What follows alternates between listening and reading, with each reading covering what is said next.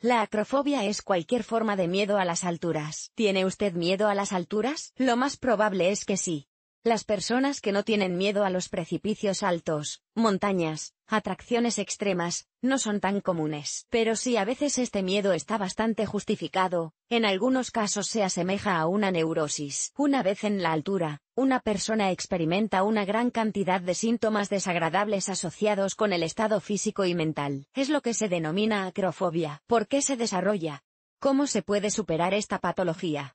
Definición de acrofobia. La acrofobia es el miedo a las alturas. La palabra procede del griego. Acros significa alto, y phobos significa miedo. Los profesionales médicos no consideran esta afección una enfermedad grave porque, en su opinión, no afecta en modo alguno a la calidad de vida de la persona. Otras fobias, como el miedo al aire libre y a las multitudes, se consideran más peligrosas. Hacen que las personas se queden atrapadas en sus propias casas. Son incapaces de trabajar con normalidad, así como de realizar actividades sencillas, como comprar en una tienda. Con la acrofobia, la situación es más sencilla. Saltar en paracaídas o conquistar montañas no son actividades vitales. El miedo a las alturas solo priva a la persona de algunos entretenimientos. Entre ellas están volar en globo, viajar en teleférico, tirarse por un tobogán en un parque acuático, etc. Además, no podrá vivir en los pisos superiores. A pesar de todo, el miedo a las alturas es mucho más grave de lo que parece. Es una prueba de que la persona tiene perturbado el sistema nervioso, y también existe el riesgo de que desarrolle trastornos mentales. Interesante.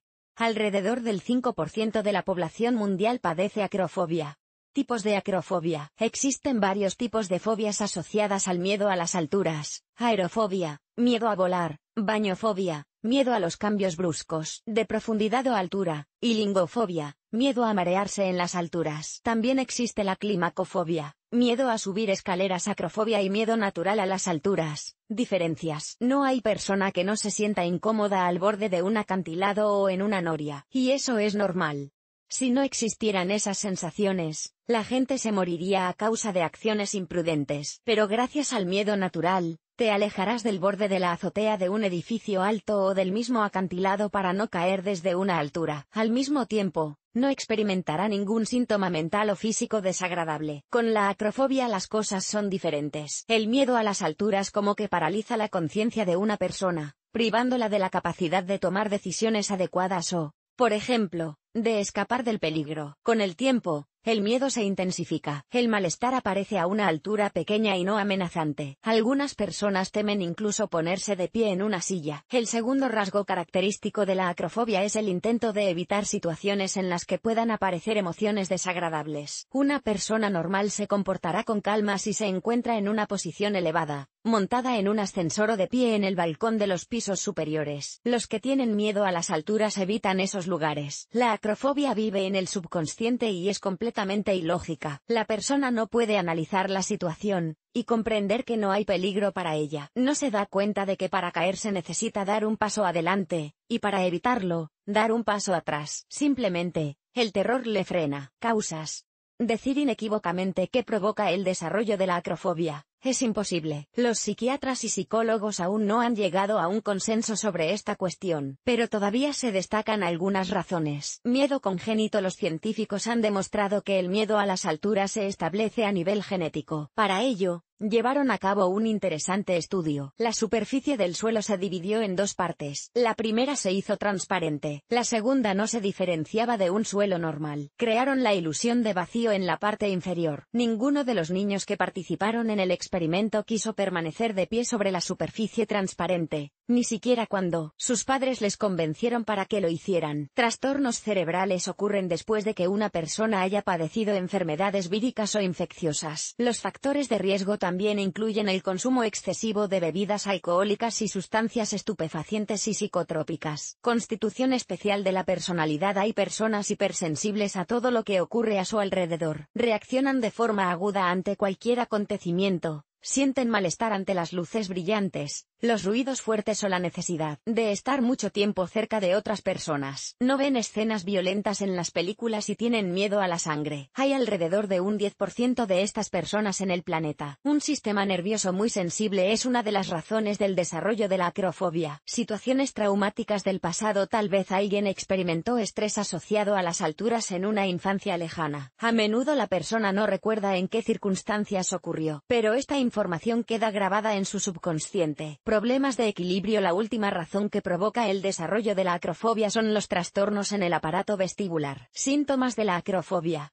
El miedo a las alturas se manifiesta en síntomas de dos tipos, somáticos y mentales. Somáticos. Una persona se enfrenta a tales signos de patología: disnea en estado de calma, taquicardia, mareos, palidez de la piel, temblor nervioso, nudo en la garganta, opresión en el pecho, dolor, sudoración excesiva, sensación de boca seca, náuseas, malestar estomacal, ganas frecuentes de orinar, insomnio, largos periodos sin conciliar el sueño, despertar demasiado pronto, pesadillas, sueño agitado. Al encontrarse con los síntomas anteriores, muchos pacientes no creen que se trate de manifestaciones de acrofobia. Por lo tanto, acuden a los médicos equivocados, se someten a muchos exámenes, pero siguen sin conseguir el tratamiento adecuado. Como resultado, la fobia se intensifica, provocando el desarrollo de otros trastornos o miedos. Mental. De los síntomas mentales se pueden distinguir inquietud excesiva, prisas, irritabilidad, ira, agresividad, tensión excesiva,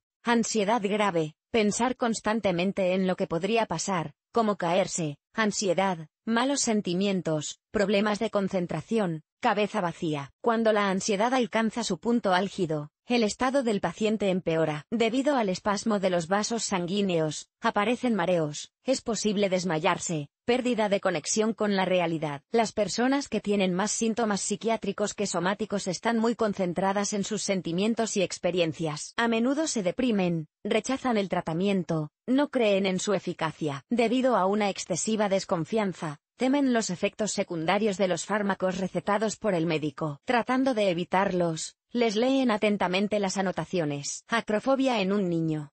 En los niños, la acrofobia puede ser congénita o adquirida. En el segundo caso, se desarrolla si el niño se deja caer o cae desde una altura. A veces, el miedo es consecuencia de una hiperprotección por parte de los padres. Los síntomas de la patología son los mismos que en los adultos, incluso a poca altura. Por ejemplo, en una trona, el niño experimenta taquicardia, mareos, náuseas. A veces aumenta la temperatura corporal. A los adultos les resulta más fácil controlar sus emociones negativas, y no siempre es posible hacerlo. Imagina cuánto más difícil es para un niño cuya psique está aún en fase de formación. En caso de pánico, no puede tomar una decisión sobre cómo proceder, quedarse donde está o bajar. Beneficios y perjuicios del miedo a las alturas. La acrofobia aporta tanto beneficios como perjuicios. Los psicólogos la consideran un instinto reforzado de autoconservación, que no permite a una persona arriesgar temerariamente su salud o su vida. Nunca saltará en paracaídas, no pasará por un puente estrecho sobre el abismo ni montará en atracciones peligrosas. A estas personas no les es inherente el ansia por los deportes extremos. No necesitan adrenalina.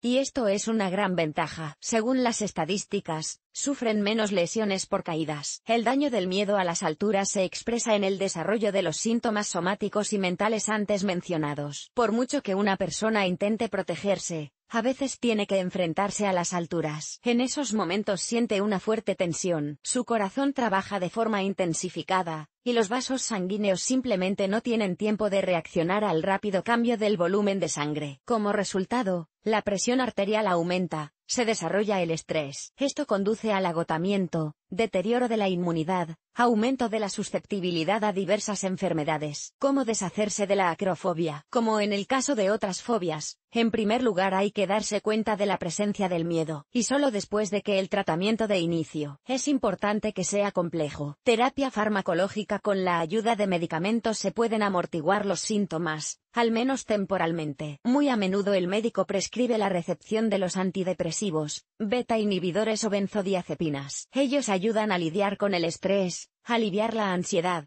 calmarse. Pero recuerde que los medicamentos no eliminan la acrofobia, porque la causa de su aparición se oculta en lo más profundo del subconsciente. Psicoterapia. Encontrar la raíz del problema y eliminar la acrofobia ayudará a psicoterapeuta. Varias técnicas han demostrado ser las más eficaces. Terapia cognitivo-conductual. Un psicoterapeuta le ayudará a crear actitudes dirigidas a combatir el miedo a las alturas, además de enseñarle a relajarse. Formaciones sistémicas. Esta técnica consiste en poner al paciente en un estado de semitrance. En este momento se produce un cambio en su actitud ante la fobia. Hipnosis. La persona cae en un estado de sugestionabilidad, durante el cual el hipnoterapeuta corrige su comportamiento.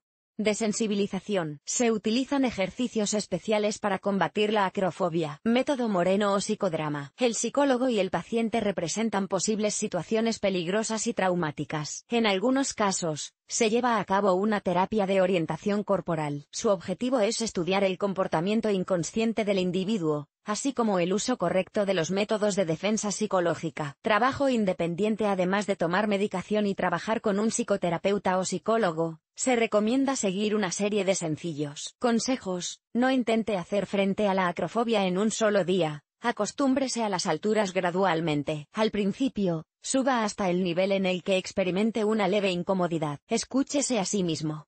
Asegúrese de que está a salvo. Luego suba al siguiente nivel, y así sucesivamente hasta que haya vencido el miedo. Si es posible, ten a alguien de confianza a tu lado durante estos momentos. Visualiza.